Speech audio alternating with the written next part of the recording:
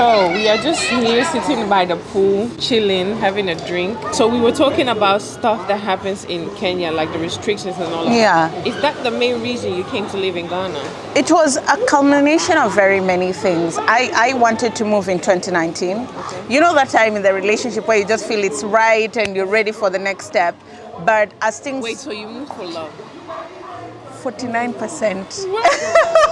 49% okay, because we started. You said that you met your husband, or then time you was your boyfriend, right, in China. Yeah. So that's where you met. Yes, we met while we were studying there. You went back to Kenya. Yes, and he came back here, and then it was a long distance relationship. But long distance relationships are hard. Very hard. Yeah. So I came here and tried talking to different people. I'm a trained journalist by profession. Okay. I tried talking to different people to what? see. Sorry again. A trained. Yeah. Okay. And I was a TV anchor in Kenya. Oh, nice. Yeah. So I came trying to do that transition, but in 2019 it wasn't possible because you just can't meet people and they hire you. Like you tell them, I'm available when you have opportunities, call me. But I couldn't just sit around. So I went back home and then COVID happened. So the whole of 2020, then 2021 I got COVID and it was so severe. Oh, really? Yes. And what happened? I don't know. I used to do everything right. And then one day I woke up and I couldn't breathe. Oh. Yeah. And it was that like you had trouble breathing? Yes. And yeah, you're breathing in. Unfortunately, I couldn't get a bed. In the hospital? So you were at home, struggling breathing? Oh, Jesus. So my saving grace was my sister is in the medical space. So I got all the care that I would have needed at home. And also like my dad was super hands-on helping and my younger sister. And I think that day, you know when this is something traumatic happens to you, you're like, you think about your life. I was like, if I die today, this isn't the life I would have wanted to live. And instantly I knew a job or not, I'm going to move to Ghana to be close to him. But again, I just needed to move away from that kind of stress and pressure. Though every country has its own different sets of stress and pressure. And I came here, and for the first 6 months, I was still talking to people, but just working on YouTube and doing my thing. And then in December, I started work as the head of business at GH1. Okay. Yeah. What's GH1? It's a TV station here. Ah, okay. Yes, I know the TV station. Yeah. Oh, so, that's very good. yeah, but so I always say like a huge percentage was to be close to my partner, but also I just needed a break from all the chaos in my life. Because when you're in your mid-20s, I feel like it's sort of a crisis time in your life where, yeah, all the things that you want to achieve, you feel like you haven't achieved, and all the things that you've achieved, you feel like they're not good enough. And there's so much noise, and I needed a break from it, yeah. So then you married him? No. Oh, okay, you're yet to marry. Okay. No, we're yet to... But he's the one?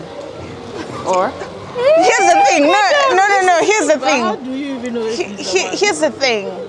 When the Ghanaian culture is very different from the Kenyan culture. Okay. So we don't treat, marriage is a good thing, but it's not given the same weight as it is given here. Okay. So every time I talk about it, people feel like, people just see it in some certain type of way. Like every Ghanaian I've spoken to or Nigerian, they're like, are you really serious with that relationship? And I'm like, we're so good. It's because I give him his space to be the Ghanaian, and he gives me my space to be the Kenyan that I am.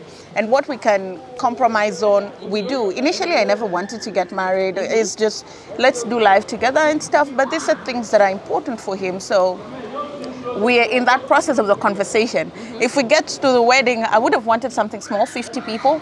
But you know, West Africans, it's about family and all. So there's so many dynamics that we're trying to work through, but still allowing each other to be very authentically true to themselves. Yeah. Oh, that's beautiful. You know that me and Kevin, okay, we're married, but it's like, for me, I want to do the traditional wedding and the white wedding, then I'm married. But I just had to say husband because, yeah, in Ghana, if you say boyfriend, looking at you like, what? So I started saying husband. I never said husband in Netherlands. Although we signed the papers, we officially met, I never said husband. But in Ghana, I had to say husband. In Ghana, I think if you sign a paper, you should have like a ring or something signifying that you're a married woman. And those are the things that people look out for when you... Kevin. They have to put a ring on it. I want the new one. Close it, yeah. Yeah. That's when they do recognize you. Yeah. No, for me, I feel like even the white wedding is not important. The traditional, that is what I want. So when we came in 2019, initially our thought was by the end that we leave the 8 months, we will do the traditional wedding, and then we go back to the Netherlands and do the white wedding. COVID, yeah. COVID! We can do it. I totally get that point. And you know, from like these things for me sort of freak me out. I'm just like, if our arrangement, we have an understanding, then we're good. But here it's very different. When you tell somebody you're in a relationship, the next question is, when are you getting married? Then it's treated very seriously. So I'm sort of getting acclimatized to that and just getting to a place where, okay, if it's really important to him, then it's something that I can consider. Yeah. It's good. I think it's normal. That's Western world. At least in my eyes. In Holland, people live together for ages. They are never married. And there's no pressure. I think it's a culture thing. So Yeah. in Kenya, I'm really keen to go to Kenya as well. I think in Kenya, the family dynamics have really changed. Okay. Marriage is there and it's appreciated, but it's not do or die as it is here. You know, you can walk out if it's not working for you. You can divorce. As much as people having a child out of wedlock is still like, but now is, can you afford to take care of your child? Are you happy? The conversations is always, can you afford to take care of your child? Are you happy? And people are encouraged to go into a union when you're ready. If it's not working for you, don't die in it. Physically and also the deeper meaning. Like if you're just not happy,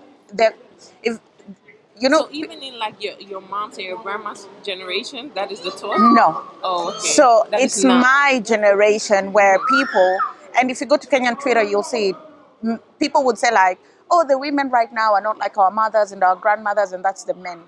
And women will always reply and say, it's because our mothers and grandmothers told us not to settle the way they did, you know. Right now, things are different. Women have gone to school.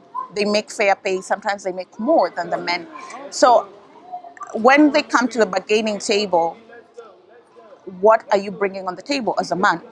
Initially, it was the man provides, but I can equally provide. So what more are you bringing on the table? And women want, both of us are working. So if I cook, can you help do the dishes so that I can rest? And these dynamics are changing. There are men who are catching up with it, and there are those who are still stuck in what they saw in their family homes. But you forget that I am not your mother. So, Very good. you know, so it's changing gradually, and people are getting comfortable saying, I'm 30 and I'm single. I'm 30 and I'm a divorcee. I'm 30 and I'm a single mom. It's okay to say, I'm going to put me first, you know. But here I've realized it's work on it, build on it. If there are challenges, can we find a way around it? It's the same there, but if you feel like it's not worth it, you put yourself first. And just move on with your life. And blended families are now a thing in Nairobi, where you have a child and I have a child from another person and we're dating, or you have a child and I'm just dating you plus your child, and we have that is Netherlands basically, and I think all of the Western world we like that. But I feel like it would make life so easy because I think it does, but then I think there's also a beauty into, okay, correct me if I'm wrong, Wendy, but how I see traditional marriage is my family meets Kevin's family and we become one family. And that is what I feel. You see, in Holland, there's lots of girls getting married now just because they want this marriage. They want the wedding. I think they underestimate marriage because marriage is a lot of work. So you see them getting the wedding and after like a year or two, they divorce because they see that it hasn't worked. But if you do the traditional, if you can't just divorce because those two families have to get together again and talk, and that I feel also has its beauty. I feel it also has its beauty. Yeah. So please, Wendy, you talk more about that. What is it like for you to be a young woman in Ghana and all the expectation that lays on you? Okay, so for me in Ghana, it's quite different in Kenya, in Netherlands. As O is saying, she's been here for some time and she's definitely experienced it. In Ghana, if you are like a millennial growing up, there are a lot of expectations, right from school to job to married life, even when you get married, yeah, it's expectation. And so you find that when you are even there, someone, maybe a family friend or someone, an acquaintance, will just meet you and they'll ask you, oh, when is the wedding? When are you getting married? Or somebody you meet, a friend in church, and it's like, oh, is the wedding coming on this year? So it's like a sort of pressure that they are asking. They don't think it's giving you some sort of mental torture. I don't think that's the intention. But you know, from social media and your own personal things that you see elsewhere, it gives you some sort of pressure. And they come and add on top of it and ask you, oh, when is the wedding? Is it coming this year? I'm buying my coat. All those things. And it's What if you can't afford a wedding? Yes, so I don't know. For them, you would have to do the white wedding and the traditional wedding. The traditional wedding, obviously, it's the culture. You have to do it. You have to meet the parents, send the schnapps, buy all the list that the woman's family would provide to you, and you would have to do the wedding. I mean, it's not by force sort of thing, but I think that's what is um, expected and nationally accepted. If I'm correct, but you have to do the traditional engagement. It's called engagement, and then the wedding as well. Even if you don't have the money, maybe you have to do something small just for the family and friends, and for the reception as well. So I think living in Ghana as a millennial is not easy in this time and age. There are lots of expectations, even career-wise. To even climb up, to level yourself up and even get better paying job is also a sort of pressure that brings some sort of mental torture. I don't know if you get it. Like, you were earlier on, you were talking about how there's a crisis In my life, there was a crisis in my life. Yeah. So I think this is the age where we are all trying to balance our life, trying to get our career right, trying to get our partners, trying to build a home. But do people openly talk about, because I know in Kenya, when you're struggling with the pressure and you fall into deep trenches like anxiety, depression, you can talk about it and you can get help. Is it like that here? I think it's beginning to take its feet on the mental health awareness, because there are sometimes when you feel those sort of anxiety and those panic attacks and you say that you are even going to see a therapist. They will say that, oh, why are you mad? Why do you want to see a therapist? So I think it's slowly gaining its feet here. They've not properly, they don't see it as a problem that anxiety, panic attacks, bipolar disorder, they don't see it as a problem. They see it as something that maybe it will go. They don't see like maybe headache or diabetes that you have to go to the hospital for that. No, I don't think. I think it's slowly getting its feet here in Ghana. So even personally, I'm trying to sort of create a mental awareness thing, because people rubbish it. And there are a lot of people going through a lot of stress. They're stressed from work, from home, and they don't really get people to talk to. Because if I come and talk to Anna, I don't know if Anna is going to keep my how confidential that is going to be. If I talk to her, I don't know how. But with a therapist, they are paid to be confidential about your situation. So when you confide in them, they are able to guide you because that's their expertise. So I feel like it's slowly getting its feet here in Ghana, and slowly we'll get there. And I think there's also a lot of pressure on Ghanaian women. I mean, they're expected to cook, they're expected to have babies, they're expected to do this and that and that.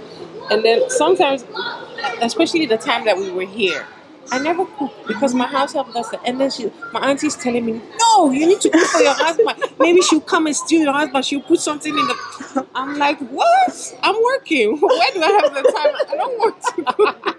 But there's so much expectations on ladies, which I think is not a fair pressure, because not the same pressure is being put on men, because they are just going to work, bring money, and then when they come home, they're treated like king. But I'm also bringing money. Where's my treatment now? I think it should be more balanced. I would like Ghana to be like a little Kenya. More like Kenya, but I want them to keep the culture of traditional marriage, because I think it's still very important. I think that aspect of culture, it happens, but it's slowly getting washed down. That's the difference. Yeah. Like here, you attach an importance, and now I'm seeing it from your perspective, where my family and your family are coming together. But here you have a generation of people who grew up in homes where maybe they saw their mother not being treated in a great way.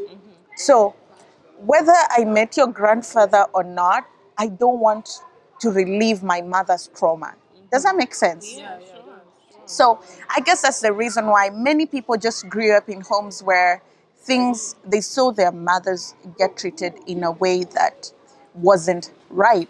But probably your mom couldn't leave because maybe your dad was the sole breadwinner, or your mother could not leave because of what would people say. Yeah. And then now we live in an age where, whether you stay or leave, people will talk. And I think it's a trigger that if you've not worked around all these issues, you can easily pack your bag at the first sign because you're like, I'm not going to relieve my mom's trauma. But from that point where I meet your family and all that stuff, I think when your family and the family dynamic is really respected, then that can help a union last a little bit longer. Yeah. I think so too. So I think it's supposed to be a healthy balance. A traditional is very, very important to keep that, because in the Netherlands people will marry and there will only be like 5 people attending the wedding, or maybe 10. Wow. And then you might have kids, you walk on the street and you greet somebody you didn't even know is your husband's family. That one I'm just not understanding how that is a union, because family dynamics are so different there. But I feel like when you marry, you're not only marrying your spouse, you're marrying the family. The family. And you're marrying the good, you're marrying the bad, because you took your spouse. So that one should not be forgotten. But it doesn't mean that when you're married and your husband is treating you wrong, or your wife is treating you wrong, by all means you need to stay. That one I don't believe. But I also feel maybe when we are courting, we never take time to meet the family. Maybe you meet the family during the engagement or just a couple. So But you it's don't. also important for my mom to meet the person's mom. Like, let's say my mom and Kevin's mom. Of course, we have kids, so they meet. But if it's not like for traditional marriage, when would they meet? But then how would you know? Because you're marrying the family. How would you know the family you're marrying if you haven't met them before making the decision? No, I met them, but my family also needs to meet them. Oh, yes. Yeah, so Yeah. all my aunties and uncles need to meet that family. All my brothers and sisters need to meet. So that I feel is very good. Yeah. I think in Ghana, it's part of the tradition. Yeah. So you, even before they start the knocking is when they bring the drink to the lady's family to say that, oh, we've seen this person and we are interested. We are going to get prepared and come and do the traditional ceremony. So there's a first stage where the guy takes you to his house. Maybe it may differ from Tribe to tribe. Yeah, but he will take you to his family, and they also assess you that is this person somebody would want to be in their family. Then they will, after they've accepted, they will come to your family, come and see your family members and see if they are also they are able to gel with your family members. They like their family values, their family setting, and all those things. Because at the end of the day, just like Anna said, it's 2 families marrying. In Ghana, these things is not it's a no-brainer. It's something that is standard. All the families will come together and we all celebrate at the end. So I think that's good, because even when your parents are not around, they can support or they can help raise the child and instill some discipline in the child. Oh yeah, it's just what you're saying. Everyone is a parent to your child, and like In Ghana, yes. In Holland, no, not at all. You can see somebody Not at all. misbehaving and you just beat the person. You just discipline the person. Everybody is everybody's child in Ghana. It's not like, hey, I'm minding my business. Hey, no, that thing is not here. If I see you playing the fool, I'll discipline you. And I miss that. I do miss oh yeah. Discipline, yeah. Sophie and Micah, do you miss it too? Oh, Guys, my next appointment is here. We have to get ready. Let's hope we can meet these lovely girls again and have them back on the channel, because I love what we're talking about. So my name on YouTube is Ondiro Oganga, Ondiro. When you type that, it will come up.